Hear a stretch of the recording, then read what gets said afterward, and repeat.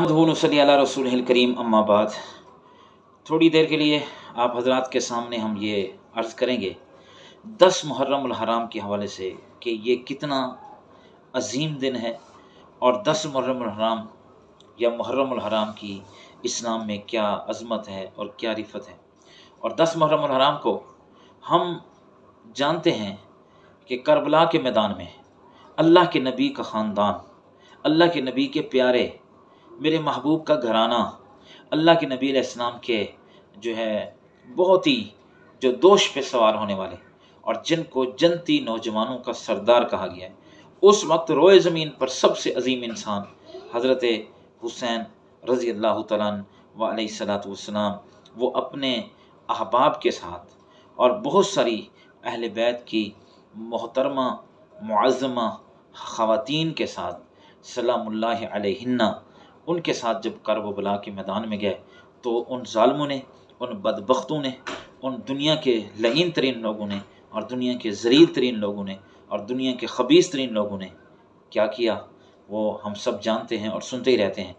لیکن ابھی آپ کو بتانا ہے کہ 10 محرم الحرام کی جو فضیلت ہے وہ صرف کرب و بلا کی وجہ سے نہیں، بلکہ شروع اسلام سے اس محرم کی فضیلت تھی۔ حرمت والے مہینوں میں یہ شامل تھا، اور پھر اسلامی سال جب شروع ہوتا ہے تو محرم کو فضیلت ہے کہ وہ اسلامی سال کا پہلا مہینہ ہے، اور اس کی 10 تاریخ کو اسلامی حوالے سے، تاریخی حوالے سے بڑے بڑے واقعات پیش ہیں۔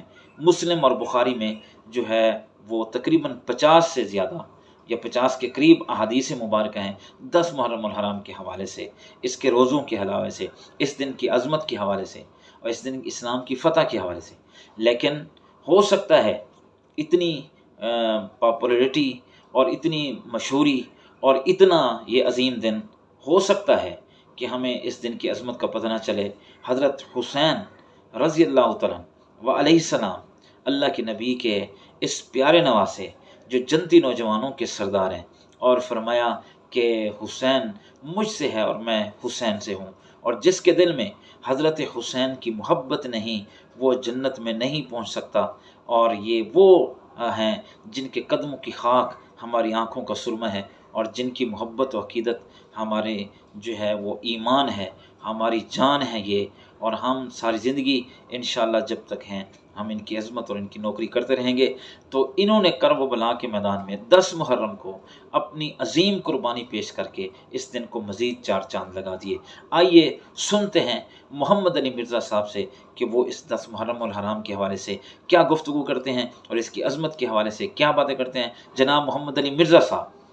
سورہ توبہ کی آیت نمبر 36 میں آپ پڑھیں گے کہ جب سے اللہ تعالیٰ نے زمین و آسمان کو پیدا فرمایا تو حرمت والے مہینے 4 ہیں، کل مہینوں کی تعداد 12 ہے۔ آپ دیکھیں لونر ایئرز دیکھیں، اس میں 12 مہینے ہیں، سولر میں 12 ہیں، اور ان میں سے 4 حرمت والے ہیں۔ وہ کون سے 4 ہیں؟ وہ بخاری اور مسلم دونوں میں یوم النحر کا خطبہ ہے نبی علیہ السلام کا، قربانی والے دن کا۔ اس میں آپ علیہ السلام نے فرمایا وہ 3 کنزیکٹو مہینے ہیں، ذی قعدہ، ذو الحجہ اور محرم، اور چوتھا مہینہ ہے رجب کا۔ یہ 4 حرمت والے مہینے ہیں۔ اسلام سے پہلے بھی ان مہینوں کے اندر جنگ کرنا منع تھی، لڑائی کرنا منع تھا، اور اسلام نے بھی اسے حرام کیا، ان کی یہ حرمت ہے۔ تو اسلامی جب کیلنڈر کا آغاز محرم سے ڈیسائیڈ کیا گیا، پھر محرم کی اہمیت اور بڑھ گئی کہ پہلا مہینہ حرمت والا ہے۔ اس کے علاوہ محرم کے مہینے میں ایک دن ایسا تھا، عاشورہ کا دن، جو بخاری مسلم میں آلموسٹ 50 احادیث ہے کہ جو اسلام سے قبل بھی مشرکین عرب اس دن کا روزہ رکھتے تھے، اسلام نے اسے کنٹینیو کیا ہے، اور جب تک رمضان کے مہینے کے روزے فرض نہیں ہوئے، یہ عاشورہ کا 10 محرم کا روزہ فرض تھا۔ عاشورہ کا لفظ بخاری مسلم میں موجود ہے۔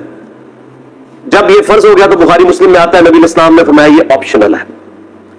اس کے علاوہ ایک اور حدیث بھی ہے بخاری اور مسلم میں، جب نبی علیہ السلام ہجرت کر کے مدینہ شریف آئے اور آپ کو یہ پتا چلا کہ یہودی جو ہے وہ 10 محرم کا روزہ رکھتے ہیں، تو آپ علیہ السلام نے ان سے پوچھا کیوں رکھتے ہو؟ تو انہوں نے کہا کہ ہم اسے عید کے طور پہ مناتے ہیں۔ ایک طریق میں آتا ہے عید کے الفاظ، ایک میں آتا ہے ہم خوشی کا دن مناتے ہیں، ایک میں الفاظ ہے ایام اللہ میں سے ہے۔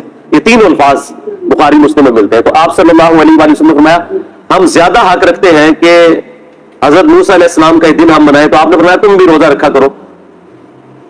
مسلمانوں نے پھر سے اس روزے کو شروع کیا۔ پھر بخاری مسلم کی حدیث میں آتا ہے کہ ایک صحابی نے عرض کیا کہ اللہ کے محبوب صلی اللہ علیہ وآلہ وسلم آپ تو ہمیں مخالفت کا حکم دیتے ہیں یہود و نصارہ کی، تو یہودی کی پیروی ہو جائے گی، تو آپ نے فرمایا کہ اگلے سال میں زندہ رہا تو 9 محرم کا روزہ رکھوں گا.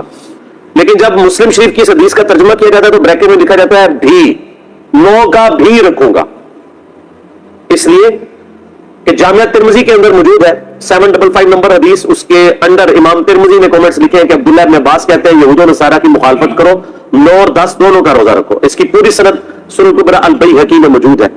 اس کے علاوہ جو اہل تشیع کا اس روزے پر اعتراض ہے, یہودیوں کا بھی ایک اعتراض ہے کہ جی ہم تو کوئی نہیں رکھتے, تو میں نے بتایا کہ اب وہ مہینے چینج ہو چکے ہیں, آج بھی وہ اس دن کو مناتے ہیں لیکن ان کے اس مہینے کا نام تشریع ہے.